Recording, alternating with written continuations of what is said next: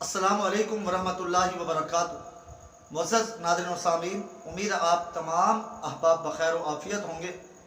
معزز ناظرین و سامعین، قرآن مجید جو اللہ تعالیٰ کی آخری کتاب ہے، جو ہمارے پیارے نبی مکرم رحمۃ للعالمین رؤوف الرحیم صلی اللہ علیہ وآلہ وصحبہ وسلم پر نازل کی گئی، قرآن مجید بابرکت بھی ہے، باعظمت بھی ہے، اور ہمارے لیے ہدایت کا ذریعہ ہونے کے ساتھ ساتھ شفائے کاملہ کا ذریعہ بھی ہے۔ اللہ تعالیٰ قرآن مجید کے اندر ارشاد فرماتے ہیں وَنُنَزِّلُ مِنَ الْقُرْآنِ مَا هُوَ شِفَاءٌ وَرَحْمَةٌ لِّلْمُؤْمِنِينَ کہ قرآن سراپا ہدایت بھی ہے اور سراپا شفا بھی ہے۔ قرآن مجید کا ایک ایک لفظ بہت ہی بابرکت انوارات، برکات اور تجلیات کا متحمل ہے، لیکن انفرادی خصوصیات بعض آیات کو بعض آیات پر، بعض صورتوں کو بعض صورتوں پر اللہ تعالیٰ نے عطا فرمائی۔ سورۃ الواقعہ بھی اسی سلسلے کی ایک کڑی ہے۔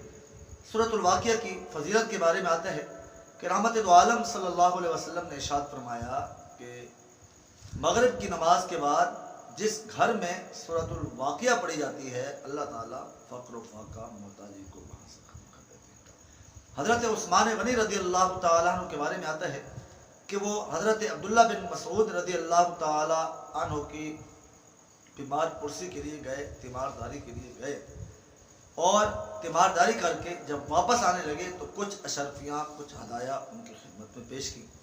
انہوں نے لینے سے انکار کر دیا اور کہنے لگے کہ میں نے اپنے بچوں کو سورۃ الواقعہ سکھا رکھی ہے، یہ ہر مغرب کی نماز کے بعد اس کو پڑھ لیا کرتے ہیں، اس کی پڑھنے کی برکت سے، تلاوت کی برکت سے فقر و فاقہ کو اللہ تعالیٰ نے ہمارے در سے دور کر دیا۔ تو معزز ناظرین و سامعین، آج پوری دنیا کے اندر اس معاشی بحران کا رونا رویا جا رہا ہے، تو آئیے اس فرامین نبوی صلی اللہ علیہ وسلم پر عمل کرتے ہوئے سورۃ الواقعہ کو اپنی تلاوت کا حصہ بنائیں۔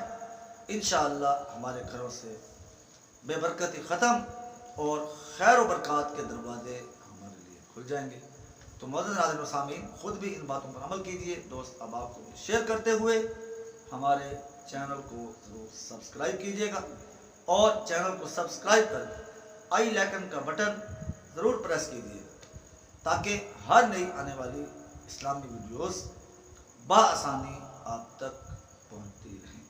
اللہ آپ کو اپنے حفظ و امان میں رکھے۔ والسلام علیکم ورحمۃ اللہ